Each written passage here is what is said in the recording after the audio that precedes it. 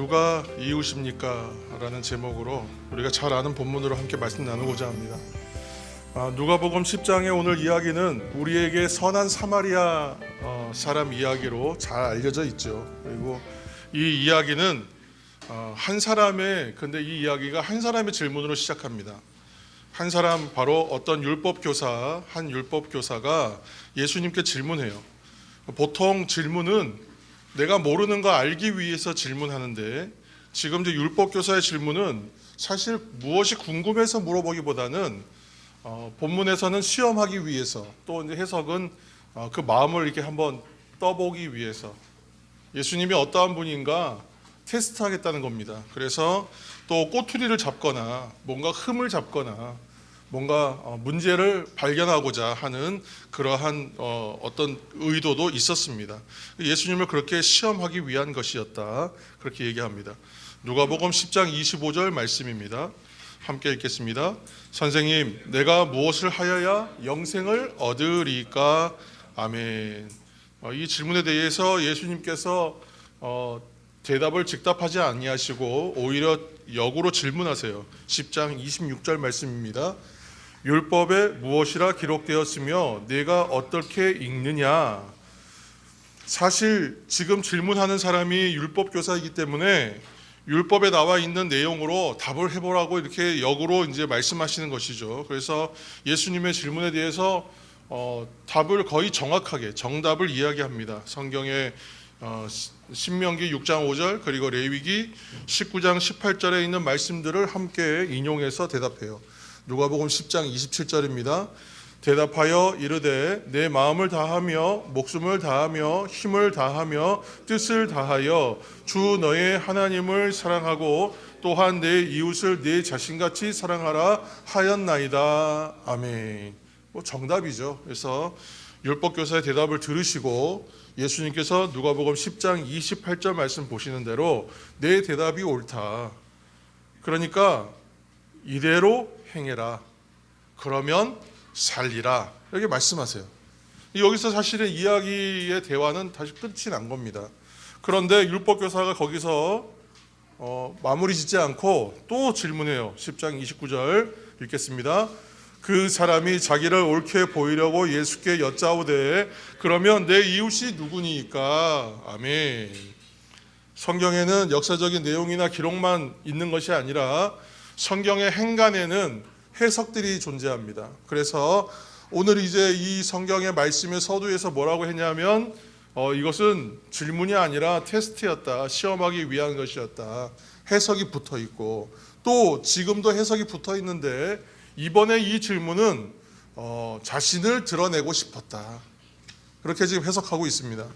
예수께서 이러한 상황을 다 아셨지만 비유를 들어서 이야기하십니다. 30절부터 35절까지의 이야기가 바로 오늘의 그 이야기입니다. 처음에 말씀드렸던 선한 사마리아인의 이야기죠. 어떤 사람이 예루살렘에서 여리고로 내려가는데 그 가는 길에 세 종류의 사람들을 이제 만나는 이야기입니다. 그 길은 위험한 길이었어요. 왜냐하면 예루살렘은 고지대고 여리고는 저지대입니다. 어느 정도 차이가 나는가 하면 위쪽 예루살렘은 거의 해발 기록에 뭐 720, 750 뭐 여러 이제 얘기가 있지만 최대 900m 해발 높이가 그 정도 됩니다. 그런데 여리고는 오히려 해발보다 더 낮은 저지대입니다. 그래서 아래쪽으로 한 300m, 350m 정도 저지대예요. 그리고 거기서 이제 조금만 더 경사를 진 곳을 좀 지나가서 내려가면 무엇이 존재하냐면 사해가 나옵니다. 사해는 거기보다 더 낮은 곳이라서 그쪽에 물이 모여서 죽은 바다가 된 것이죠. 그러니까 지금 해발 한 900, 거의 뭐 900m 가까운 높이에서부터 저기 저지대 한 해발 저 밑으로 한 300m니까 이 고의 차이가 한 1000m 이상 나잖아요. 근데 단지 1000m 이상 나는 길일 뿐만이 아니라 굉장히 험한 길이에요. 실제로 이제 여리고 가는 길, 이렇게 여러분 우리가 성지 못 가보셨기 때문에 그런 분들이 많기 때문에 잘 모르잖아요, 우리가. 그런데 인터넷에 그냥 여리고 가는 길 이렇게만 검색해 보셔도 그 길이 얼마나 험로인지를 알 수 있습니다. 바위산이고 뭐 이렇게 중간중간에 골짜기가 있고, 일단은 계속 굽이 돌아서 내려가야 되는 먼 길이죠. 거리가 약 한 27km에서 한 30km 정도 되는 거리입니다. 그러니까 옛날에 그 험한 길을 내려가야 되기 때문에 위험한 길입니다. 굽이가 지고 골짜기가 많고 또 동물도 많고 그래요. 그 얘기는 얼마든지 악한 어떤 의도를 가진 사람들이 그곳에서 일을 벌이기에 용이한 곳이라는 얘기입니다.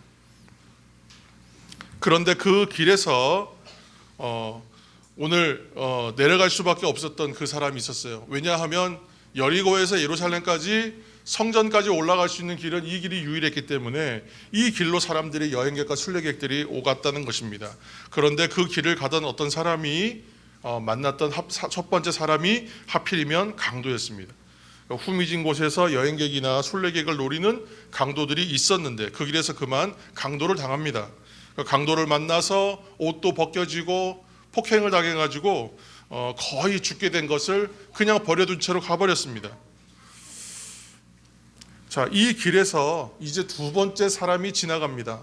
두 번째 사람은 강도 만난 사람이 쓰러져 있는 그곳을 지나갔던 제사장이 있었습니다. 그리고 또 한 사람, 레위인이 있었어요. 당시 지방에 거주하는 제사장들이 있습니다. 예루살렘 성전에 있는 제사장만 있는 것이 아니라 지방에도 자기 지역을 관할하는 제사장들이 있었습니다. 그래서 이 제사장들은 절기나 특별한 일이나 뭔가 보고를 하거나 자신들의 어떤 교구겠죠. 오늘날로 치면 교구의 일들을 처리하기 위해서 그리고 예루살렘을 오갔습니다. 근데 그 제사장이 특별한 일이 있어서 예루살렘에 올라갔다가 이제 여리고로 내려가는 거예요. 다시 여리고로 내려간다는 것은 예루살렘에 올라와서 뭐 했겠습니까? 일을 봤다는 거잖아요. 근데 제사장이 하는 일은 뭐냐면 주로 제사입니다. 그러니까 지금 예배 드리고 내려가는 길이 레위인도 마찬가지입니다. 그런데 그들은 어떻게 지나갔느냐 하면 강도를 당해서 피투성이가 되어 있는 사람을 보고도 그냥 스쳐서 지나가고 말아요. 물론 이렇게 생각할 수 있어요. 후미진 곳에 사람이 쓰러져 있고 신음하고 있어요. 얼핏 보니까 심하게 다친 것 같아요. 누가 봐도 험한 일을 당했구나라고 생각할 수 있어요. 그 얘기는 저 사람이 저 일을 당했다는 것은 가해한 사람이 있고 악한 사람들이 있기 마련인데 이 사람들이 여전히 이 근처에 있을 수 있겠구나라고 판단할 수도 있습니다. 그러면 요즘 같으면 어떻게 하는 게 제일 지혜로운 방법이겠습니까? 가서 섣불리 그 일을 사람이 어떤 상태인가를 보는 것도 필요하겠지만 어쩌면 빨리 그냥 119 전화하고 112 전화하는 게 더 빠를 수도 있습니다. 그런데 그때는 그렇게 할 수가 없잖아요. 또 그 사람은 제사장입니다. 그 제사장이라는 것은 일단은 그러한 위험이 있어서 피했을 수도 있지만 또 한 가지가 있습니다. 율법을 너무 잘 알기 때문에 그래요. 율법의 정결법 규례에 의하면 사체를 만지면 부정해지잖아요. 피가 닿으면 또 부정해집니다. 그러면 어떻게 돼요? 자신의 관할지로 돌아가서 제사를 집내야 되는데 제사인도 할 수 없잖아요. 정결해지지 못하고 부정하다가 이제 되면 정결해지기까지 시간이 또 필요하지 않습니까? 그러면 제사에서 배제되는 거예요. 여러 가지 생각을 했을 겁니다. 그리고 나서 지나가요. 그렇지만 그가 잊은 것이 있어요. 아무리 우리가 선하게 보려고 해도 율법을 잘 이해하는 사람으로서 그럴 수 있었다라고 항변할지 모르지만 율법에는 정결법만 있는 것이 아니지 않습니까? 나그네들을 어떻게 해요? 존중하고 대접해야 되는 것도 율법에 있죠. 그래서 왜냐? 이미 이스라엘이 출애굽할 때에 그런 말씀이 있었잖아요. 그 땅에서 너희들도 거류민이었다. 나그네였다는 거예요. 그 땅에서 너희들도 외국인이었고 거류민이었고 그 땅에 붙어 있는 사람들, 그 땅에 의지한 사람들이었다는 거예요. 그 때를 잊지 말고 나그네들을, 외국인들을, 노동자들을, 연약한 사람들을 돌보라는 거예요. 그게 율법의 정신이죠. 그런데 그 율법의 정신에서는 위배되고 말았습니다. 자비를 베풀라는 율법은 지키지 않은 거예요. 또 이제 한 사람 레위인도 마찬가지입니다. 다친 사람을 봤어요. 레위인들도 마찬가지예요. 성전에서 제사장 도와서 어떤 성전에서 필요한 직무들을 일하는 사람들입니다. 성전을 섬기는 일을 하고 때로는 율법 교사로서의 역할도 감당해요. 이 사람들도 율법 전문가들입니다. 그런데 동일하게 레위인 또한 동일하게 피하여 지나가고 말아요. 두 사람 모두 공통점은 경건한 종교인이라는 거예요. 당시에 이 종교인들은 그냥 종교인이 아니라 지성과 어떠한 그 명망을 다 갖춘, 한마디로 말하면 사회 지도층 인사들입니다. 율법을 가르치고 누구보다 잘 지키고 누구보다 솔선수범한 사람들. 그렇지만 어떤 이유이든 간에 종교 행사에 지장이 있을까 봐 그랬던, 아니면 다른 일이 있었던 간에 그들이 했던 일들은 무엇이냐면 순종이 제사보다 낫다는 말씀을 지키지 못한 거예요. 그 말씀을 생각하지 못한 것입니다. 야고보서 4장 17절 말씀에 사람이 선을 행할 줄 알고도 행하지 않으면 죄가 된다 그랬어요. 하나님의 말씀을 우리가 외면할 수가 없습니다. 하나님의 말씀은 때로는 나에게 다가오는 비수와 같고, 다가오는 말씀들은 그 말씀이 나에게 주시는 말씀인데, 어떠한 말씀들은 우리가 쉽게 외면하는 말씀이 있어요. 성도 여러분, 성경 속의 이야기가 그냥 다 옛날 이야기라고 여기면 지나가기가 쉽습니다. 읽기도 참 쉬워요. 그러나 우리가 말씀을 여러 번 읽고 통독도 많이 하시고 정독도 많이 하고 큐티도 많이 해서 또 일반 교회 성역 공부도 많이 합니다. 그렇게 해서 성경적 지식과 성경의 내용들은 상당히 잘 아는, 그래서 어떤 분들은 신학교에서 공부할 때 쓰는 전문적인 서적까지 구해서 보시고, 또 우리가 설교 준비할 때 어떤 참고하는 성경 주석까지 다 사서 보시는 분도 있어요. 근데 그렇게 봐와서 말씀을 잘 알고 있지만 말씀의 정신을 잊어버린다, 자꾸만. 그렇다면 경건의 모양은 있으나 실천과 행함이 없다면 말씀 아는 것이 오히려 독이 되지 않겠습니까? 모르고, 우리 어렸을 때 그런 이제 목사님들 그런 말씀 많이 해주셨어요. 모르고 하면 죄 아니라고. 모르고 해도 죄겠죠, 사실은. 그런데 몰랐으니까 괜찮다. 아직은 너네가 잘 모르니까 그렇다. 그런 말씀이었던 것 같아요. 몰라서 그렇다. 몰라도 괜찮다. 그러나 알면 그때부터는 죄다. 그리고 굉장히 그런 부담이 돼서 나는 앞으로도 오랜 기간 동안 잘 모르고 지내야겠다. 그래야 그 죄에 대한 올무로부터 벗어날 수 있으니까. 그런 우스갯 생각들을 했던 기억이 납니다. 말씀의 정신은 잊어버린다, 자꾸만. 신앙의 본질적인 얘기가 불편하다, 자꾸만. 그래서 우리가 하는 말씀이 잘 믿어야 한다는 말씀을 하는 겁니다. 잘 믿어야 합니다.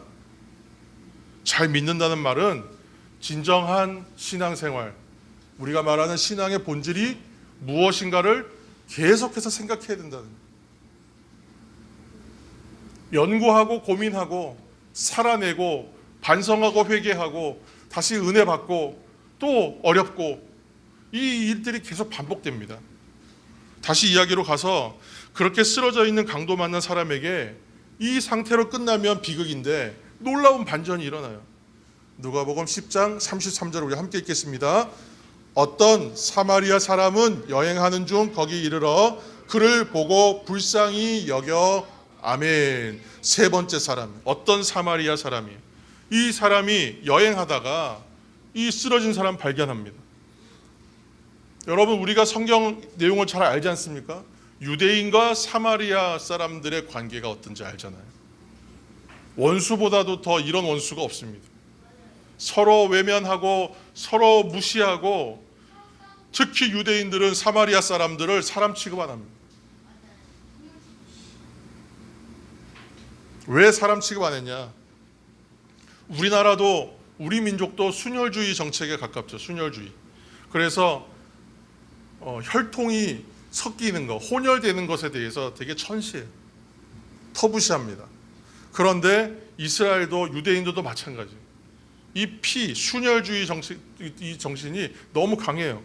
그러다 보니까 외세의 침략에 의해서 정복당했을 때에 그 땅을 동화시켜 버리려고 하는 정책이 뭐냐 하면 혼혈 정책을 쓰잖아요. 그래서 이민족들이 와서 강제로 결혼해가지고 사마리아 지역에다가 다 밀어넣은 거예요. 그래서 사마리아 땅은 그렇게 피가 섞인 사람들이 사는 지역이 돼버린 것입니다. 그러다 보니까 이 사마리아인들과 사마리아 지역에 대해서는 아주 사람들이 천시하고 그를 멸시하는 대상이었어요. 예수님께서 사마리아 땅에 들어가셔야 되겠다고 할 때도 사람들이 기겁을 하지 않습니까? 왜냐하면 사마리아 땅을 가로질러서 가면 빨리 갈 수 있어요. 그런데도 불구하고 일부러 돌아서 갑니다. 왜냐하면 그 땅을 밟는 것 자체가 부정하다고 생각해요. 불결하다고 생각했어요. 그만큼 서로 상종하지 않는 관계. 그런데 그런 관계에 있었던 사마리아 사람이 오늘 강도당한 유대인을 도와줍니다. 뭐라고 성경이 얘기하죠? 불쌍히 여겼다 그래요. 불쌍히 여겼다. 놀라운 일입니다. 불쌍히 여겼다. 왜냐하면 이 불쌍히 여겼다라는 말의 원어를 한번 살펴보면 깜짝 놀라는 얘기가 나올 수밖에 없어요. 왜 그러냐면 단순한 동정심이 아닙니다. 여기서 불쌍히 여긴다는 말은 주로 어떻게 쓰냐면 예수님께서 사람들을 보고 불쌍히 여기셨다 할 때 쓰는 표현과 동일한 표현입니다. 예수님께서 이 땅의 죄인들과 병든 사람들을 보면서 민망히 여기고 불쌍히 여겼을 때에 쓰시는 표현과 동일한 표현이 나와요. 그 얘기는 뭐냐면 이 원어적 의미가 내장이 끊어진 것 같은 아픔이다. 불쌍히 여길 때에 이 안에 내 안에 장기가 다 끊어지는 것 같은 그런 고통과 아픔을 느끼면서 같이 공감하는 불쌍히 여김입니다. 긍휼히 여긴다는. 그래서 불쌍히 여기고 긍휼히 여긴다는 표현이 사람의 감정과 마음으로 하기가 어렵습니다. 그래서 긍휼히 여기는 이 성품은 하나님께서 주시는 거라고 사람들이 생각해요. 그런데 그러한 마음으로 예수님께서 고통당한 백성들을 보시면서 느끼는 그 감정과 같은 마음을 사마리아 사람이 서로 상종하지도 않고 서로 멸시하고 천대하는 유대인을 향하여 그런 마음을 품었다는 거예요.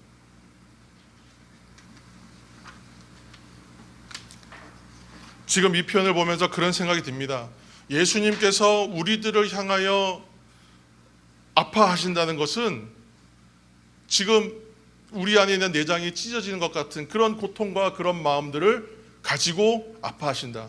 이것은 그러한 어떤 표현과 비유가 아니라 우리가 아파하면 우리 주님도 내가 아파하는 아픔을 똑같이 느끼신다는 거예요. 사람의 감정과 마음을 주님께서도 동일하게 느끼신다는 거예요. 그러니까 내가 아파하면 아파할수록 주님도 함께 아파하세요. 내가 아파서 기도하면 그 기도를 주님은 어떤 마음으로 들으시겠어요? 함께 아파하시면서 들으시는 거예요. 그러므로 기도하실 때에 나의 고통과 나의 힘들고 약함을 고백할 때 우리 주님이 그렇게 아신다라는 사실을 기억하시길 바랍니다. 누가복음 10장 34절 말씀 읽겠습니다.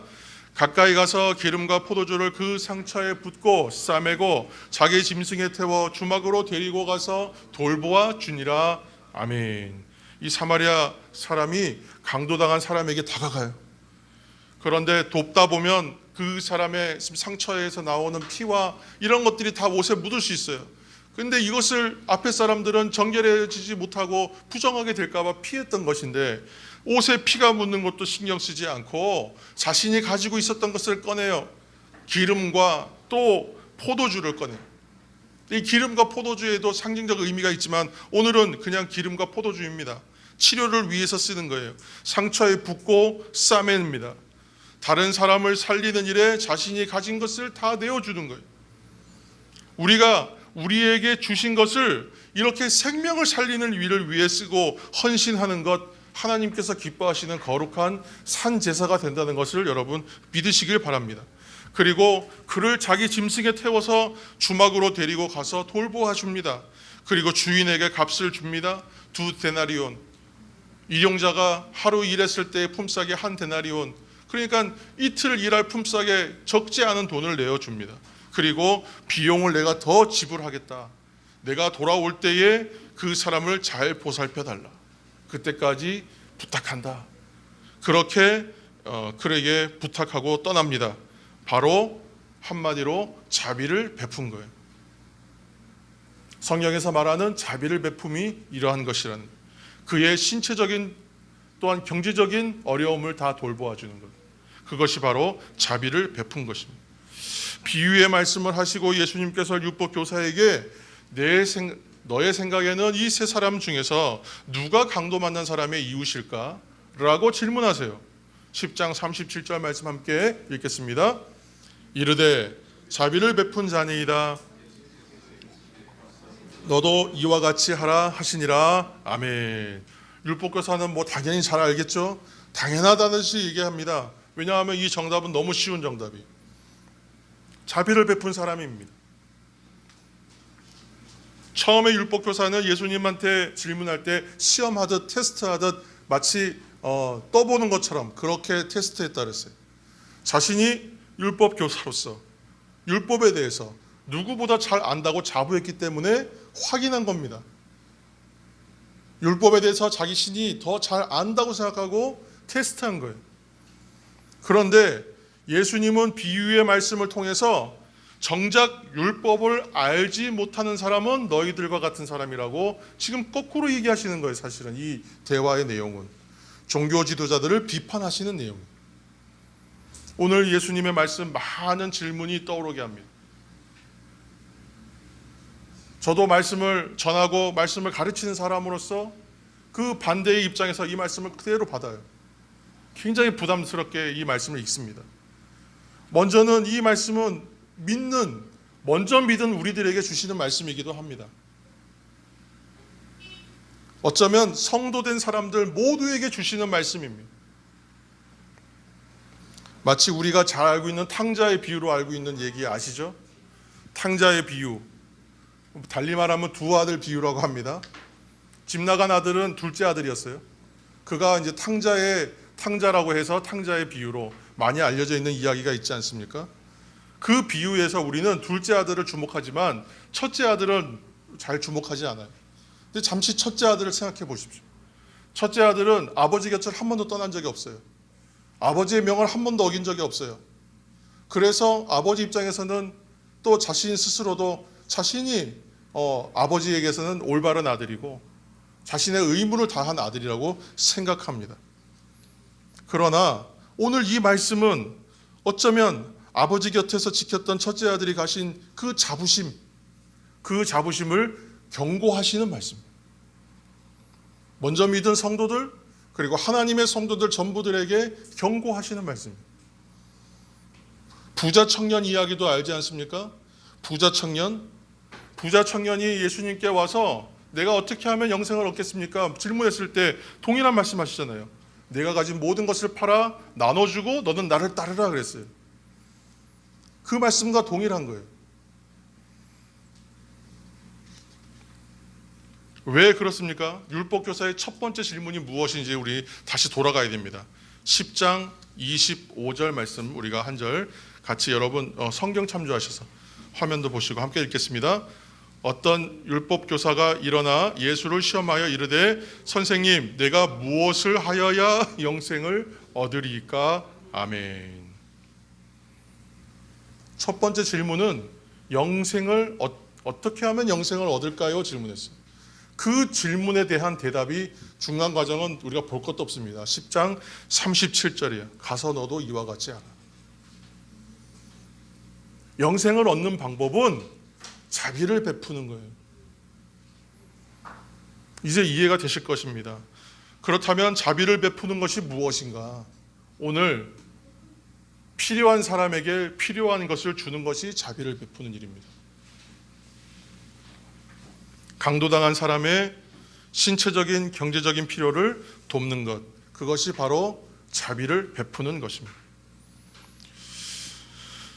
오늘 우리가 그러한 실천 한 가지를 함께 한번 감당해 봅시다. 이렇게 함께 나눴습니다. 바로 튀르키예 시리아 지진 피해 복구에 동참하는 거예요. 저는 기도할 때에 사용하는 표현들이 몇 가지 있습니다. 어린 시절부터 지금까지 변함없이 사용하는 말. 언젠가부터 이 표현을 제 입에 붙여서 이제는 이 표현들이 항상 입에 떠나지 않는 표현이 있어요. 그 말은 사랑과 은혜가 풍성하신 하나님 아버지. 사랑과 은혜가 풍성하신 하나님 아버지. 저도 그렇고 여러분들도 그렇고 우리 모두는 그 하나님의 풍성하신 사랑하심과 자비하심을 충만하게 입은 존재들입니다. 우리가 구원의 백성의 반열에 있다는 것 자체가 이미 그 놀라운 기적을 경험했다는 거예요. 우리는 그 풍성하신 하나님의 은혜와 사랑, 그 자비하심을 누리는 인생입니다.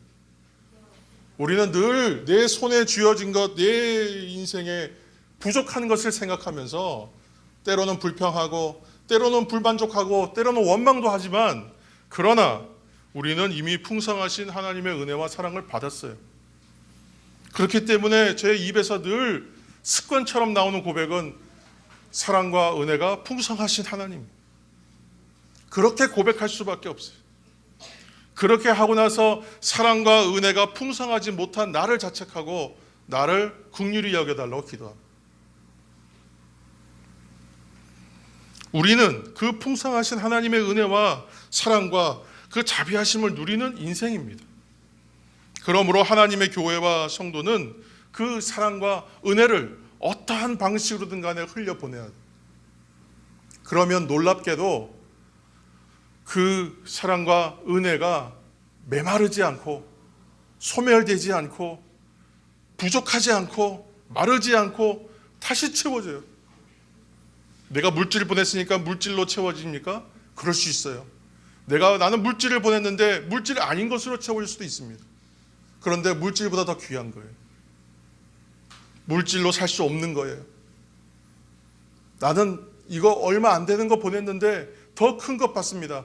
우리가 항상 선교의 선교를 위해서 다른 땅에 가서 그 짧은 기간이지만 단기 선교라는 이름으로 가서 선교할 때마다 나는 무언가를 주러 왔는데 항상 더 많이 받아서 와요.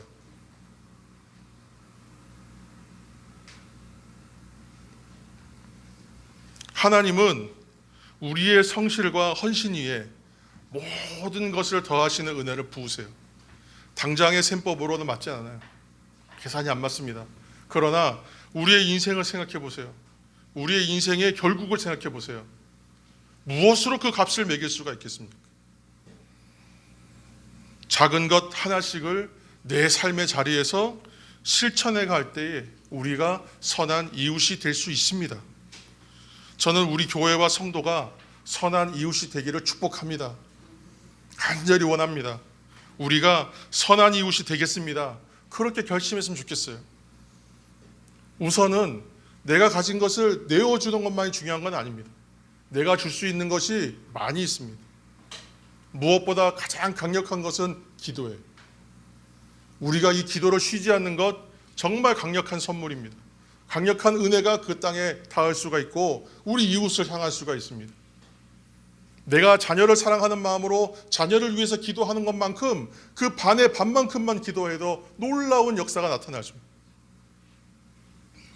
작은 것 하나씩 삶의 자리에서 실천해가는 선한 이웃이 되는 우리 교회와 성도가 되시기를 예수님의 이름으로 축원합니다. 함께 이 시간 기도하며 나가겠습니다. 제가 기도하겠습니다. 우리가 선한 이웃이 되겠습니다. 아버지 하나님, 우리의 손에 기름과 포도주로 이웃의 상처를 싸매고 주님이 주신 내게 있는 것으로 나눠주며 하나님 나라를 이루며 살겠습니다. 우리가 이 돕고자 하는 손길 위에 축복하여 주셔서 우리의 이 도움이 필요한 적재적소에 닿게 하여 주시고 생명이 회복되게 하여 주시고 복음으로 치유되는 역사가 그곳마다 나타나게 하여 주옵소서. 이것이 우리에게 보람이 되고 이것이 우리에게 양식이 되고 이것이 우리의 생명 되게 하여 주옵소서. 모든 말씀을 예수님의 이름으로 기도하옵나이다. 아멘.